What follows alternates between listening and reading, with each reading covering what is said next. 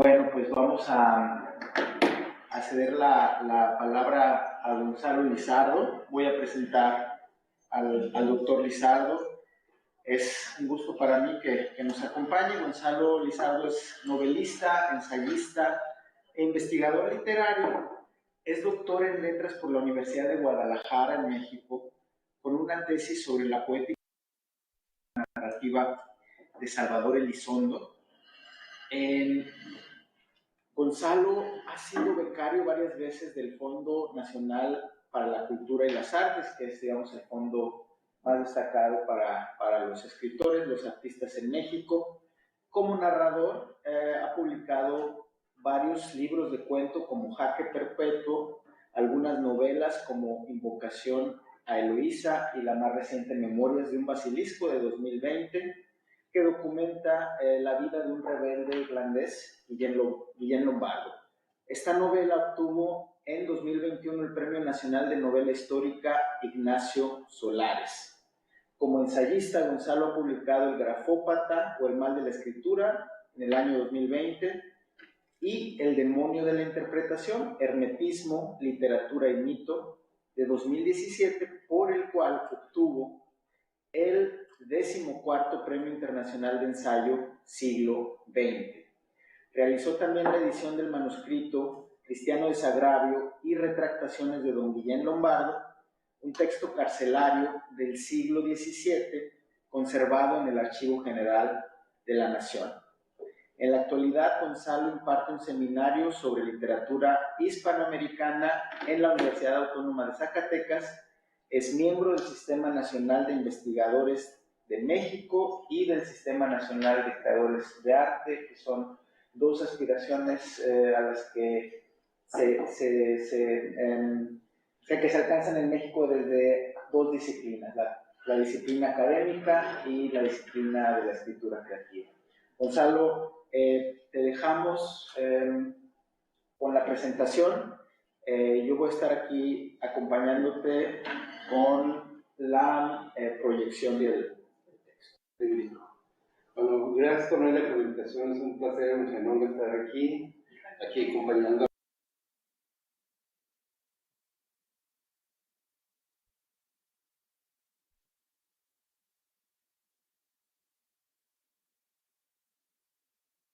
Me voy a enfocar más bien a la literatura, a partir de un concepto que es lo barroco y que aquí voy a definir con un epígrafe de Norbert Gilden que dice: lo barroco parece un cúmulo de contradicciones, pero tales contrastes son una expresión de la unidad de contrarios.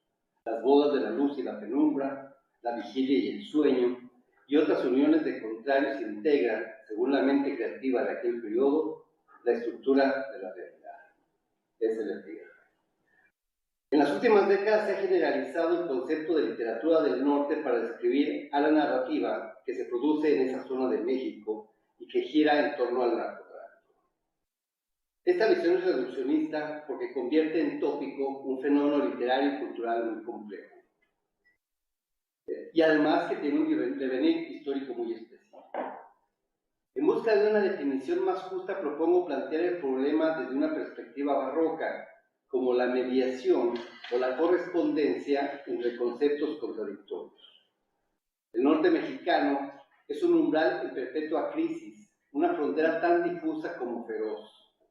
Entre la historia y el paisaje, la barbarie y el progreso, la urbe y el desierto, la minería y la migración, el norte produjo una literatura igualmente conflictiva. En la siguiente conferencia se confrontan algunas de estas dualidades para formular una visión barroca de esta literatura, tal como se expresa en algunas obras ejemplares.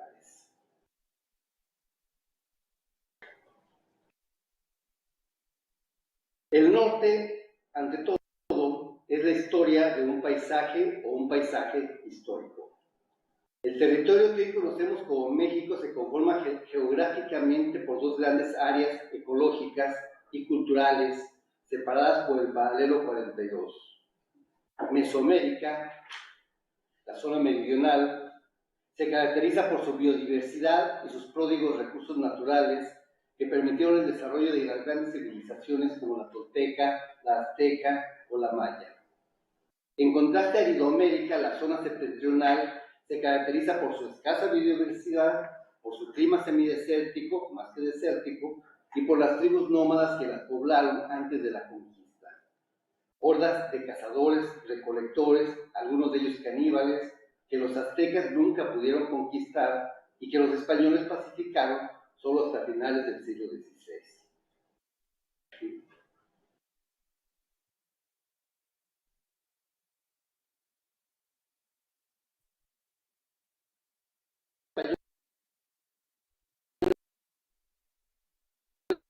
Tenía enormes riquezas en su subsuelo y se dedicaron a explotarla mediante presidios militares, caminos reales, caravanas, conventos y pequeñas ciudades. Un frágil sistema socioeconómico dedicado a extraer, amalgamar y exportar el producto de sus minas hasta España. Durante los 3 siglos del virreinato, la región fue animada por una fiebre de la plata que atrajo a los más variados migrantes y desterrados. Tlaxcaltecas, vascos, judíos, árabes, protestantes e irlandeses que poblaron las vastas soledades del desierto, alejados de las guerras y de las persecuciones que asolaban el viejo continente. Aquí hay una hipótesis subyacente que es el norte es una tierra de desterrados y exiliados, en general históricamente. En su novela Desiertos intactos, siguiente.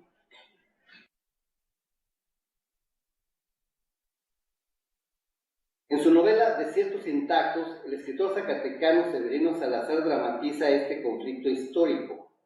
La obra tiene como escenario la frontera entre Mesoamérica y Anidoamérica, es decir, entre la civilización y la barbarie, un ambiguo territorio ubicado al sur de Zacatecas. En este espacio confluyen 2 vidas en paralelo. Gerardo, un solitario del siglo XX, y el beato Gregorio López, que aparece en imagen, un ermitaño del siglo XVI, el primer ermitaño de América.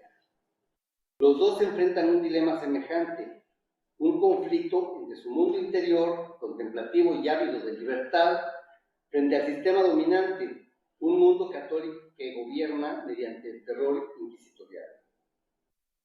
2 personajes afines, en 2 siglos distintos y en un solo paisaje. El desierto como símbolo del norte, como laberinto sin muros, como promesa de libertad y sinónimo de barbarie. Siguiente. A ver si se alcanza a leer. Voy a leer esta cita literalmente, que viene de esta novela. El mismo desierto tenía para ti cualidades celestiales, para mí ciudades de oro. Una insatisfacción que venía más allá de nosotros nos condujo a este desierto. En eso somos iguales. Para satisfacer esta necesidad llegamos aquí, tú y yo. Aunque con tu mirada me quieras decir que la mía es baja y la tuya sublime, ambas son inspiradas por un demonio que vino del exterior. Y ambas tienen lugar sobre las arenas del mismo desierto. Un demonio que empezó a decirnos, primero muy quedito y después a gritos, que carecíamos de algo importante y tal. Algo primordial y tal. Mi interrogante está contestada, yo me fui con la duda aclarada. Las ciudades de oro no existen, eran espejismos del desierto. Fin de cita. Publicada en 1990, Desiertos intactos es una novela fundacional para definir a la literatura del norte, en tanto plantea la idea del norte mexicano como una frontera entre lo humano, un desierto irresistible, inmutable, invencible, una especie de purgatorio que aprisiona a su terca población, la mayoría migrante, gente que fue desarraigada de su origen con la ilusión de una salvación, una felicidad, una riqueza siempre postergada. El mismo autor, Severino Salazar, es un hijo típico del desierto. ¿Estamos la siguiente?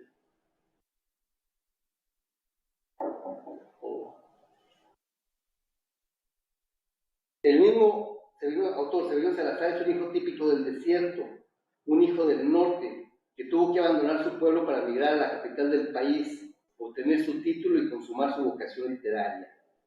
Su exilio en el Distrito Federal ejemplifica una circunstancia histórica y literaria precisa. Hasta ese año, casi toda la literatura mexicana se escribía, publicaba y reseñaba en el Distrito Federal, hoy Ciudad de México. Por efecto de una política centralista disfrazada de federalismo, Los escritores y movimientos más relevantes del siglo XIX y XX florecieron en la capital del país y los estados aledaños. La siguiente. A partir de los años 90, sin embargo, empezó a cambiar la política cultural del país con la fundación de talleres de creación literaria en Ciudad Juárez, Monterrey, La Laguna, San Luis Potosí, Aguascalientes y Zacatecas. Esto último produjo un número creciente de escritores y lectores aglutinados en torno a revistas, editoriales y encuentros regionales promovidos por los gobiernos y las universidades regionales. En ese contexto surgieron los primeros autores que consolidaron con sus obras la especificidad literaria de Aridoamérica o la frontera norte o el norte mexicano. Es la llamada narrativa del desierto, a la que pertenecen autores como Jesús Gardea, Gerardo Cornejo, Ricardo Elizondo, Daniel Sada y Severino Salazar. A esta generación se añade poco después la narrativa de la frontera, donde se advierte una mayor influencia de la cultura norteamericana y la violencia del narcotráfico. A esta generación pertenecen Eduardo Antonio Parra, Elmer Mendoza, David Toscana, Cristina Rivera Garza y Luis Humberto Croswell, a que abordaremos a continuación y que ya no se mencionó en la primera conferencia. Como fruto de una política cultural diseñada para promover la agricultura en la provincia mexicana, la editorial Tierra Adentro publicó El Gran Pretender, el tercer libro del escritor tijuanense Luis Humberto Croswell. Se trata de una noveleta breve pero poderosa, escrita con una intención realista que contrasta con su estructura fragmentaria y polifónica, que lo aparta por completo de la tradición narrativa mexicana, incluso de la más experimental. Al igual que de ciertos intactos, su tema es la frontera, el límite entre lo nuestro y lo ajeno, aunque ahora la frontera se ha deslizado 950 kilómetros hacia el norte y los gringos son los nuevos chichimetas. ¿La que sigue? La noveleta seduce al lector antes que nada por la oralidad de su lenguaje. Un dialecto de frontera muy familiar para la gente de Tijuana, extraño para el público hispanohablante y un auténtico desafío para el que intente traducirlo. Pero también es relevante por su tema. Según Mixar López, El Gran Pretender abrió una brecha en la literatura hispanoamericana para introducir la imagen del cholo. Y nosotros, acostumbrados al remedio o a la mala imitación, estuvimos ahí para evidenciarlo, porque hasta ese momento, si se moría un cholo, nadie la hacía de todo. Es la cita de Mixar. Luis Humberto Croswell empleó una forma literaria insólita entre el testimonio antropológico y la viñeta poética, porque deseaba reflejar una realidad igualmente insólita, la existencia de este grupo social, los cholos, que vive con un pie en México y otro en Estados Unidos, que habla Spanglish, que trabaja de día y que de noche se divierte con los compas o cortejando a alguna chola. Como buen cholo, el Psycho, es decir, el protagonista de esta novela, no es gringo ni mexicano. Su patria está en el barrio, con su familia, sus compas, su mujer, sus movidas. Es leal y orgulloso con los suyos, pero machista con su chola, que es brava e insumisa con todo el mundo, menos con su vato. Esclavo de las rutinas, el Psycho solo escucha canciones viejitas, solo baila en ciertos salones, solo frecuenta ciertas esquinas. Y es esclavo además de una violencia perpetua, que determina cada suceso de su vida, de su trabajo, de su fiesta y de sus amores. Voy a leer este fragmento. Un jale es un jale. Le decían el Rigo y Simón, andaba con casi todas las viejas del barrio. Era su único pecado. No era borracho, no era grifo, no era lacra. Pobre güey. Aburrido, pero sabía hacerla con las morras, tenía buen verbo. El Psycho lo conocía como a toda la raza del barrio. No era homeboy, pero era raza. No era clica, pero era de por ahí. Trabajaba de carrocero en el otro saite. Se levantaba cada mañana a las 5, hacía cola para cruzar la línea, enseñaba su pasaporte, trabajaba todo el santo día y regresaba como a las 8 de la noche, aún con fuerzas, para meterse con otras viejas. Es vato, ni modo que se aguante las ganas. Ella, Sagitario, quería que el Psycho lo golpeara. Así lo pidió, calmada. Cargaba en la mano izquierda un tatuaje con el nombre del Rigo. tienes que reportar, le dijo el Psycho sonriendo. Ni pedo, dijo ella. Fin de cita. Con recursos narrativos disímiles, Salazar y Croswell describen el norte, ese desierto fronterizo, en circunstancias muy distintas. La visión de Salazar es exterior, evoca el norte desde su exilio en el Distrito Federal. Croswell, en cambio, lo experimenta desde el interior, desde su barrio, casi. Coinciden en el paisaje, eso sí, en la desértica frontera política, cultural y socioeconómica que les tocó padecer. Tanto el cholo de Luis Humberto, Croswell, como el asceta de Severino Salazar son seres marginales, impasibles por fuera, tormentosos por dentro, que se resisten a aceptar los valores del mundo, que resisten la intemperie de la historia, refugiados en su nicho, su eremita, su barrio. Continúo.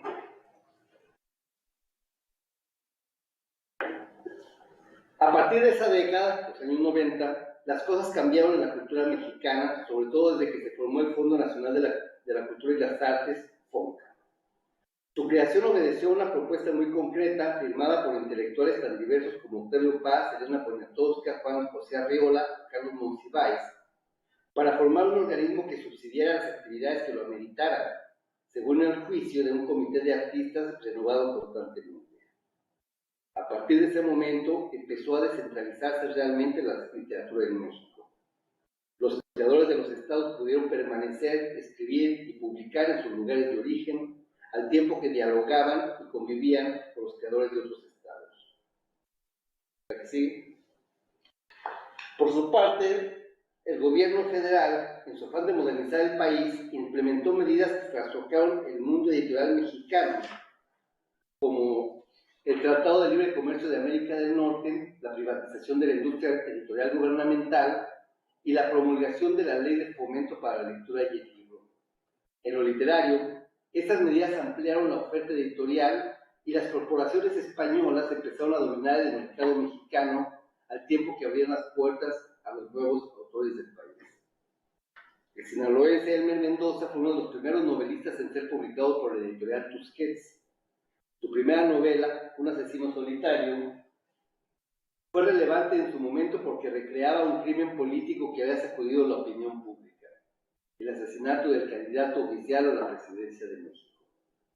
En lo literario su relevancia fue doble, porque consolidó en nuestro país el género de la literatura negra y porque reveló al público hispanoamericano una realidad lingüística fascinante. Cito a Elmer Mendoza. Es posible que con Un asesino solitario y otras novelas memorables haya tomado cuerpo imaginario una región literaria que ahora se suma a las grandes del mundo, el norte. Escribe Elmer Mendoza en su prefacio a la edición conmemorativa de su novela. Varias veces el autor ha declarado que su intención inicial era casi lingüística, recrear el habla de Sinaloa, su estado natal.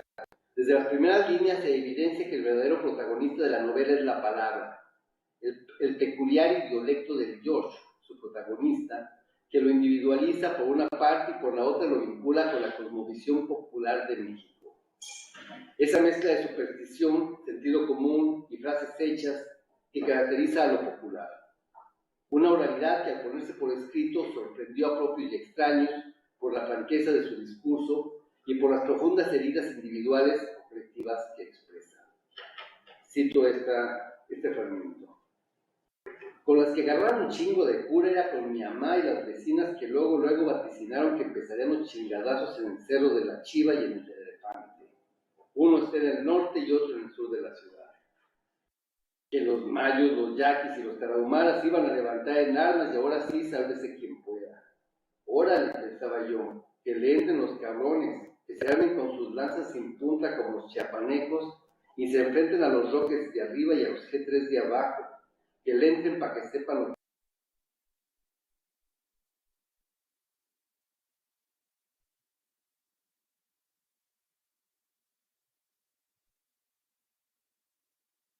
Es muy significativo que los protagonistas de Salazar, Croswell y Mendoza sean tres marginados sociales, en conflicto con un Estado que los acorrala, con una diferencia.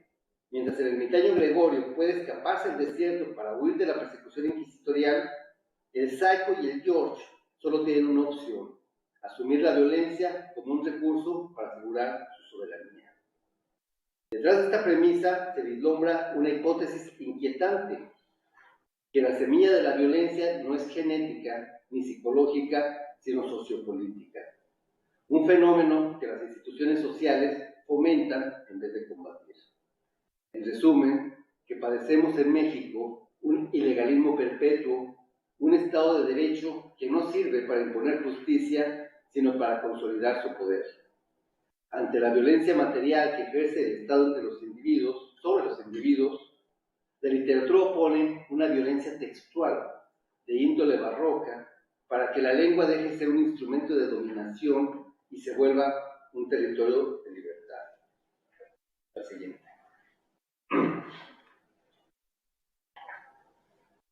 Dentro de este contexto, la obra de Cristina Rivera Garza es aún más ambiciosa. La narradora, poeta y ensayista tamaulipeca ha convertido su escritura en un laboratorio, bajo la premisa de que la violencia textual, como rebelión ante los discursos hegemónicos, puede funcionar como un instrumento poético y político muy efectivo. Es una autora que no escribe desde la frontera en un sentido geopolítico, sino que convierte a la frontera en una poética y a la poética en una política. Una experiencia que se mueve a través de las fronteras textuales, en concreto, las fronteras que separan a la poesía de la prosa, al relato del ensayo, al periodismo de la literatura. Su obra, además, adquiere relevancia en el contexto de la lucha feminista contra la violencia del género, una región fronteriza donde se entrecruzan, siempre en conflicto, lo sexual con lo textual. ¿Qué sigue? En su novela La muerte me da, del 2008, Cristina Rivera Garza adopta de inicio la forma de una novela negra. En una ciudad anónima aparecen los cadáveres de 6 jóvenes varones violentamente castrados. Sus cadáveres, así como los escenarios de cada crimen, son descritos con minuciosa erudición, en virtud de su semejanza con ciertos grabados de Goya y las grotescas instalaciones de los hermanos Chapman. Para añadir más misterio, el asesino o asesina deja junto a sus víctimas una referencia literaria escrita con sangre o lápiz labial. Los versos y las frases de la poeta argentina Alejandra Pizarnik, una de las cuales contiene el título del libro. ¿Sí? Voy a citar un fragmento de la novela. Desmembrado, sin genitales, cubierto de sangre. Otros 2 tardaron todavía 30 o 45 segundos más en poner las piezas juntas y formar, con eso que estaba diseminado sobre el suelo, el cuerpo de un hombre, el rompecabezas de un cuerpo. Y entonces el terror y la nítida luz de inicios de marzo se convirtieron en uno. La línea del poema la encontraron después durante las indagaciones primeras. La detective y el ayudante de la detective no pudieron evitar reconocer la belleza de la frase, y la belleza de la composición de la frase, y la precisión macabra de la frase. Esa belleza. Es verdad, la muerte me da en pleno sexo. ¿La que sigue?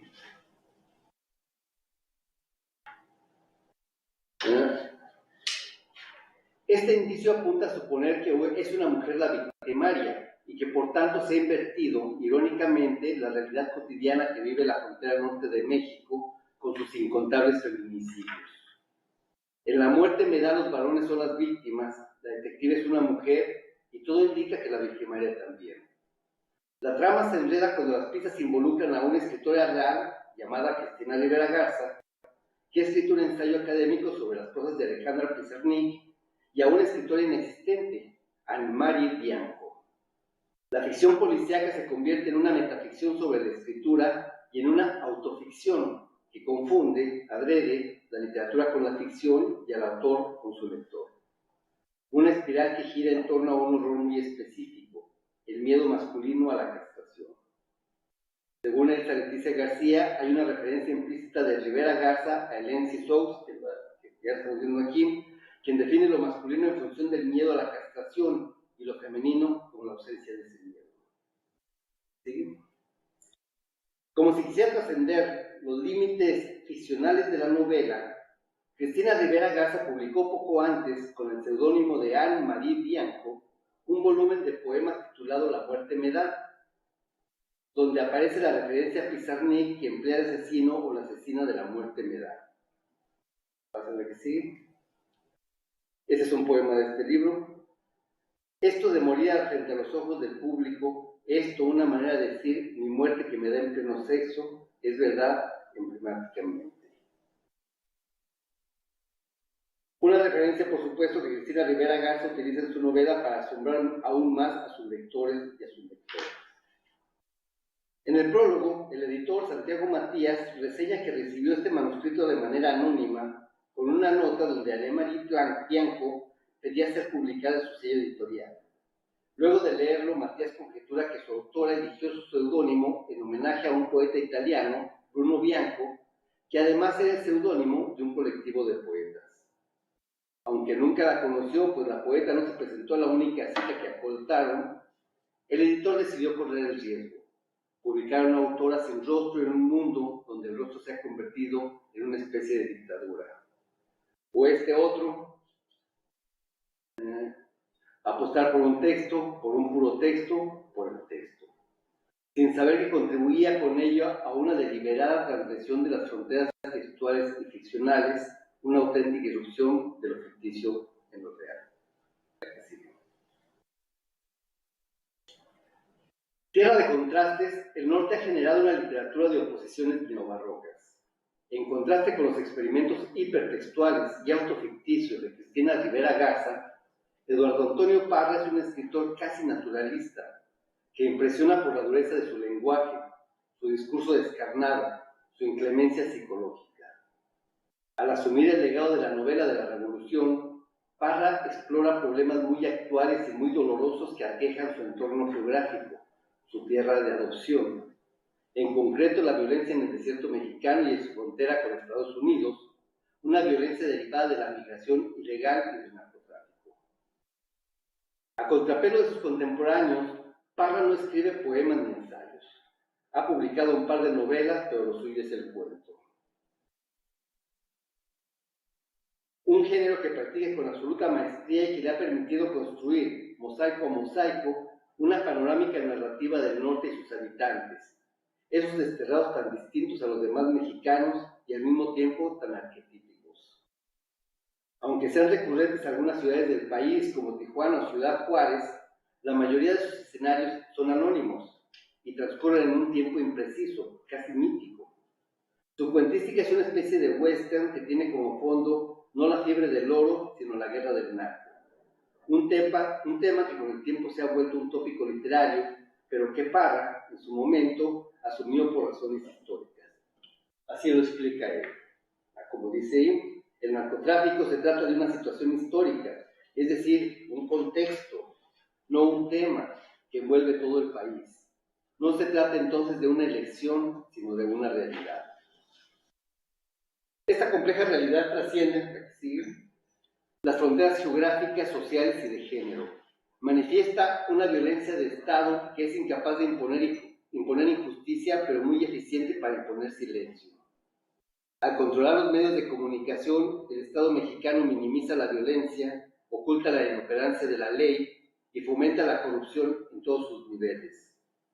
Los cuentos de Parra desmontan esa imagen oficialista mediante una poética de la violencia que hace visible, con medios estrictamente narrativos, un mundo dominado por la pobreza, la marginalidad, los celos, las drogas, la prostitución y la muerte. Como señala la crítica, Parra no escribe cuentos para inducir terror, sino para transmitirlo, para contagiar el miedo de sus personajes. Según Ana María González Luna, el miedo en los cuentos de Parra se cuela por doquier, pegándose a la piel de los personajes, provocando una fuerte sensación empática con la que nos reconocemos. Miedos que nos arrinconan, nos roban nuestra condición de seres humanos y al paralizarnos nos quitan la libertad, la posibilidad de acción. Fin de cita. Algunos de estos cuentos más memorables transmiten un horror muy específico, el miedo a volverse un criminal por celos o por venganza, por error o solo por placer. Así ocurre, por ejemplo, en El placer de morir, un cuento que narra la caída final de un hombre consagrado al placer en todas sus formas, que decide explorar la frontera última. Pero no todo es oscuridad y muerte en su obra. El cuento Nadie los vio salir, que ganó el Premio Internacional de Cuentos Juan Rulfo del año 2000, es memorable porque explica cómo puede resplandecer el amor en un mundo de violencia y de terror. En un pueblo sin nombre, en una noche cualquiera, una prostituta vieja narra la llegada de una pareja insólita al burdel donde trabaja. Una muchacha y un joven que destacan entre los clientes habituales, mexicanos, negros o gabachos, y que pronto traen todas las miradas. ¿Sí?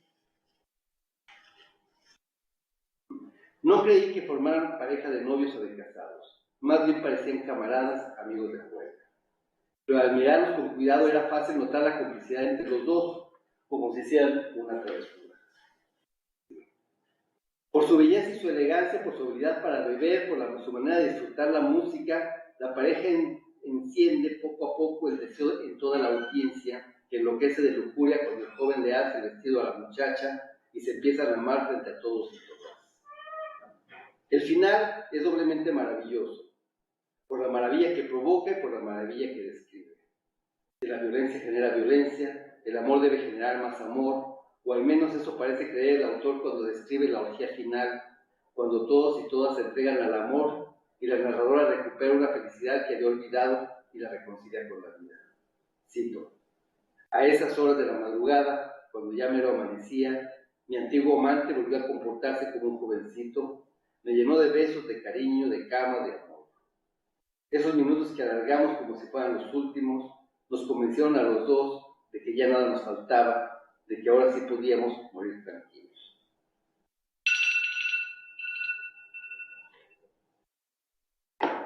Finaliza esta incompleta travesía por la narrativa del norte mexicano con una autora que destaca por su voz y por sus temas, por su prosa y por sus personajes. Sería tautológico clasificar la obra de Liliana Blum dentro de la literatura negro de terror, excepto para agregar que el género le queda corto, como le ocurre a John Connolly, uno de sus autores citados.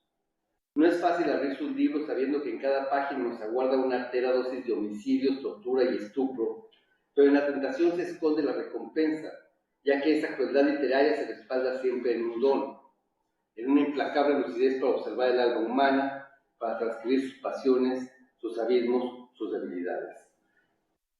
Si al leer El monstruo pentápodo nos aterraba imaginar que esos crímenes podrían estar repitiéndose ahora mismo, con la tristeza de los cítricos, se multiplica el pavor, pues nos hace ver que detrás de cada persona, amistades, vecinos, familiares o amantes, puede agazaparse un monstruo. El título es simbólico. Si existe un virus que entristece a los cítricos y los hace dar frutos agrios, es posible que la humanidad esté aquejada por un mal semejante, que emponzoña sus amores y que convierte su erotismo en una perpetua carnicería. A partir de notas periodísticas y otros asuntos, Liliana Blum arma una ficción muy convincente que trasciende las convenciones y las intenciones del género de horror. Esta intención es más evidente en el último cuento, Palabras bajo tierra,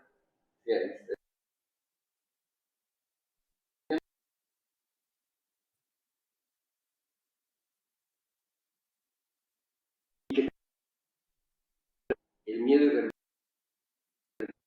más siniestros de la carne y del alma humana. Cito: ahí estaba Amparo Dávila, la mujer del café y de mis sueños. No tuve ninguna duda. Con sus ojos rasgados casi orientales y esa sonrisa de encías francas, me temblaron las manos al tomar el libro. No había duda de que era ella. Le di la vuelta para ver la portada. Ante mí la imagen borrosa de una mujer junto a una ventana opaca por la que se cuela una luz amarilla y endeble. El título decía La cresta de Irión, pero según aquellas letras, la autora era una tal Cristina Rivera Garza. La última diapositiva. Y esta es una especie de conclusión que voy a leer. A partir de estas obras germinales es posible hablar del norte como un semillero literario cuya influencia ha trascendido sus fronteras geográficas, ha permeado toda la literatura del país y ha generado su propia tradición, una poética que puede considerarse neobarroca porque es una correspondencia que concilia el realismo con lo fantástico, lo histórico con lo periodístico, lo sociopolítico con lo intertextual. Amparo Dávila y Marisa M. Buendía, Daniel Sada, David Toscana, Hugo Valdés y Julián Herbert, por nombrar algunos ejemplos, escriben en el umbral donde se confunde la crueldad con el erotismo, la violencia con el arte y la luz cegadora de su desierto con la reveladora oscuridad del corazón humano. Con sus voces individuales han engendrado a un sujeto colectivo, histórico y literario en pleno desarrollo y en plena vigencia, dispuesto a aprender, comprender y transformar la vida.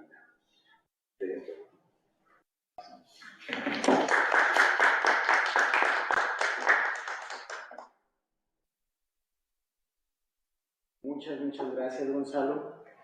Gracias por esta ponencia que se toma la literatura del norte de una manera panorámica y nos pone de vuelta frente a obras que están ahí, que estaban marcando el camino de la actual literatura del norte o de la literatura que describe en el norte, ¿no? Que probablemente no es una, sino son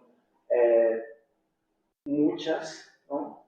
Y al mismo tiempo este recorrido por estas obras nos da una idea muy clara de cómo es de diversa una literatura, una idea, que por lo regular a primera impresión siempre tiene que ver con algo, ¿no? Y como podemos ver, tiene que ver con muchas cosas, ¿no? Con muchos referentes que vienen circulando desde el centro del país, desde el norte, allende la frontera, pero también desde otros espacios, ¿no? Como la menciona el Sisú, en el caso de una autora tan brillante como Rivera Garza, ¿no? Sí, claro, yo quería también mostrar la idea de que la literatura del norte no es precisamente una literatura que haya surgido en el norte del país, sino que es producto de una ampliación de la literatura mexicana. La literatura mexicana se creaba en el centro, en la capital del país, y debido a diversas circunstancias fue empezándose a crear en el norte y empezó a reflejar realidades muy distintas en el norte, ¿verdad? Un norte que además se va ampliando. Yo, por ejemplo, cuando estoy escribiendo este texto, me pregunto si la literatura chicana no podría ser también parte de la literatura del norte, ¿no? Porque son mexicanos que están allá y que están escribiendo, ¿no? Pero precisamente una de las características que yo veo de lo que es la frontera es que la frontera es un concepto, digamos, antropocéntrico o mental para definir algo que no tiene límites. En realidad la frontera no existe realmente. La crea nuestra civilización, la crea nuestra cultura, la crea nuestra lengua, la crea nuestros discursos. Entonces aquí lo que han hecho realmente la escritura del norte, todos esos autores que estamos viendo aquí, muchos de ellos ya no viven en el norte, ya viven en el extranjero, viven en otras partes, pero siguen escribiendo ese tipo de literatura, que yo digo que es la literatura mexicana actual, es una literatura mexicana actual muy viva. Hace rato un poco que estaba la ponencia anterior de Vladimir, me preguntaba si también tendría que ver con este cambio del estereotipo, porque el charro fue un estereotipo creado por la política del gobierno para fomentar en el exterior una idea de lo mexicano. Y ahora el narco, el charro, el norteño, es un estereotipo que surgió de la realidad mexicana y que escapa al control del gobierno. Por eso, ¿por qué se sataniza al norteño que trae pistola y por qué se idealiza al charro que trae pistola? ¿Sí? Porque todo eso depende de una política gubernamental que está empeñada en decir que México es único, ¿no? Y que como México no hay dos. Y la literatura del norte es la demostración de que existe otra literatura, que existe otro México. Que está mostrando siempre otro México, ¿no? Sí. Nelia. Sí, muchísimas gracias por brindarnos esta conferencia tan interesante e importante, lleno de nuevos aspectos, pero por lo menos para mí muy llenos de nuevos aspectos. Nos ha mostrado que había una política estatal de las editoras en el Estado de México, y eso se ha cambiado justamente con la entrada, ¿no? en ese comercio, Y me pregunto si eso también se muestra en la escritura de los autores del norte, que tienen que ponerse más al mercado de que a un estilo o de que a una ideología. Sí, mira, por ejemplo, te cuento por ejemplo el caso de un amigo que está, Luis Jorge Bon, que yo lo conocí cuando apenas empecé a escribir. Y él decía que una de las principales sorpresas que se llevó fue cuando leyó a Daniel Sada, que es uno de los escritores de aquí, y dijo, mi pueblo puede ser literario. Yo pensaba que las grandes novelas ocurrían en las grandes ciudades, en los grandes escenarios, y con Daniel Sada me descubrí que mi pueblo, mi ranchito, podría ser un escenario geográfico. Entonces, aquí también hay un descubrimiento de un público lector, de un público receptor, al cual también se está escribiendo desde el norte. Se crean esas políticas que mencionas y ciertos problemas políticos que escapan del gobierno crearon este nuevo mundo de lectores y de escritores, que es lo que ahorita se llama literatura del norte, ¿no? Pero que en realidad ya es una literatura nacional, ya se escribe esta literatura desde la Ciudad de México o desde otras partes. Y una pregunta vinculada con esta, nos ha demostrado que esta problemática de la frontera parte de una violencia sociopolítica, pero los ejemplos que nos han mostrado tenían que ver mucho más con una idea del erotismo y del sexo, ¿no? El pleno sexo. Y en esa parte me pregunto si también eso se relaciona a los lectores, ¿no? Que los lectores esperan novelas negras, mucho más sexualidad que una explicación o una información sobre estructuras sociopolíticas. Yo creo que también es parte de lo mismo. Por ejemplo, el caso de Cristina Rivera Garza con esta novela donde se mezcla el sexo y la violencia y todo eso, también parte de una nueva visión de lo que es la mujer y la mujer que escribe, ¿no? O sea, generalmente está habituado uno de que la mujer tendría que escribir sobre ciertos temas y la violencia y el erotismo era cuestión de los hombres, ¿no? Por ejemplo, ¿no? Entonces ahora Cristina Rivera Garza dice, sí tiene que ver con el mundo de la mujer y más aún tiene que ver con las estructuras de poder. O sea, es más permitido o es menos terrible, al parecer, más normalizado el asesinato de una mujer. ¿Y qué tal si ahora la mujer es el asesino y la víctima es el hombre?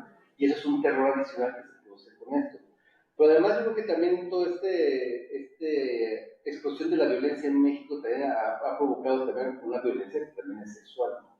Y yo pienso que rescatar un poco el erotismo, en el caso concreto, es rescatar el otro lado de la sexualidad. Ya no es precisamente reflejar la violencia sexual, sino también el deseo legítimo sexual, como el caso de don Antonio Parra, que él sí lo reivindica como una actividad humana placentera, por lo tanto deseable o positiva, ¿no? Entonces sí hay muchos tipos de erotismo, en realidad habría que matizar, pero yo creo que forma parte de este nuevo México, que a veces hay quienes llaman allá la realidad post-mexicana, porque escapa ya a la derrota del PRI y de estos sistemas hegemónicos de moral, por ejemplo. Entonces yo creo que también, no sé si tú estabas pensando en el hecho de que se tomen esos temas para vender más literatura, pero lo que pasa es que también existe un deseo mayor de la gente de leer sobre estos temas que antes estaban ocultos. Es una especie de liberación de la capacidad lectora y quizás incluso una debilitación de la moral cristiana, ¿no? De la moral católica. Eso propicia este tipo de lecturas de interés, ¿no? Y puede ser también una destaca, ¿no?, de las diferencias con la ideología o con la autoimagen norteamericanas tan esteriles, ¿no? Que casi no permiten sexualidad en el espacio público. Sí, así es una novela, es una novelística y un sexo y una violencia hecha de alguna manera como contracultural, ¿no? O sea, contra los prototipos de Hollywood, por un lado, y contra los del cine mexicano del otro, que son muy puritanos, que son muy hipócritas, de cierta manera, porque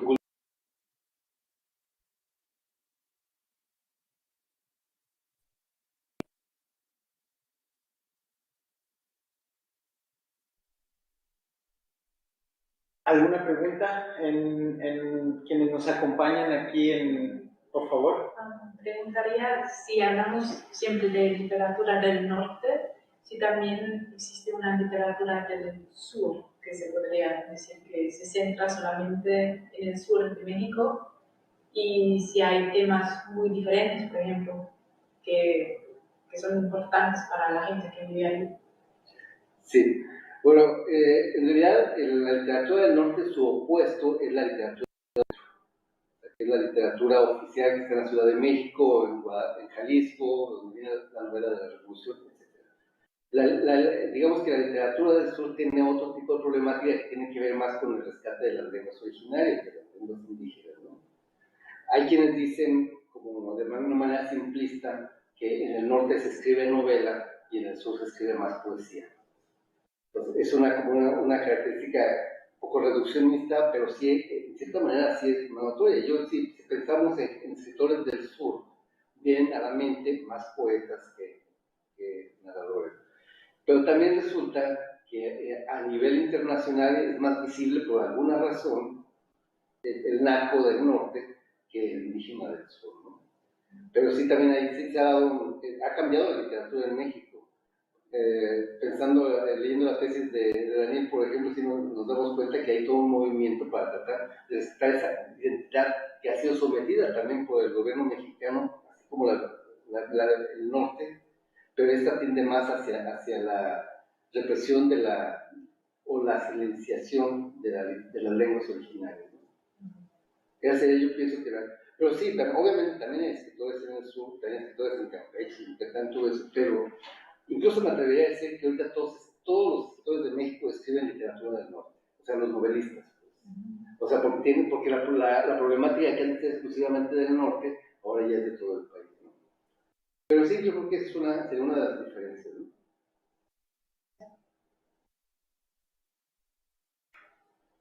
¿Hay alguien en el público digital que desee plantear alguna pregunta a Gonzalo Lizardo?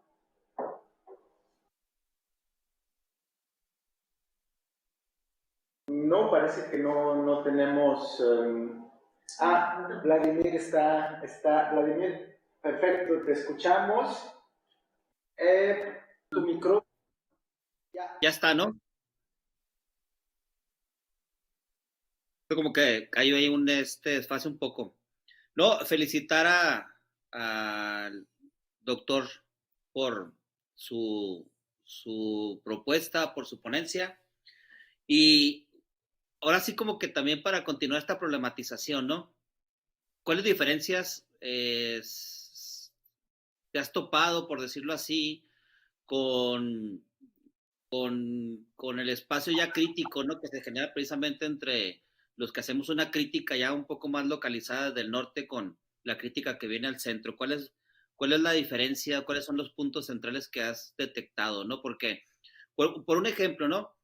Cuando hablamos de esto, pues siempre es importante citar esa referencia a esa impronta de Vasconcelos, pero cuando hablamos, por ejemplo, de narcocultura, pues está es muy importante el caso de Rafael Lemus, ¿no? El Balas de Salva, que después responde precisamente Eduardo Antonio Parra.